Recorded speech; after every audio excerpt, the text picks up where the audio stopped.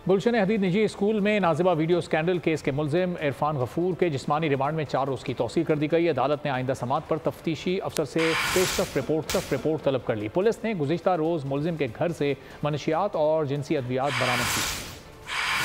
गुलशन हदीद निजी school video scandal, principal Irfan कानून के शिकंजी। मुकामी अदालत में मुलजिम इरफान गफूर को पेश किया गया। तफ्तीशी अफसर ने अदालत को बताया कि मुलजिम की निशानदही पर उसके घर से मंशियात बरामद की है। मंशियात बरामदगी से मुतालिक तफ्तीश के लिए जिस्मानी रिमांड दिया जाए।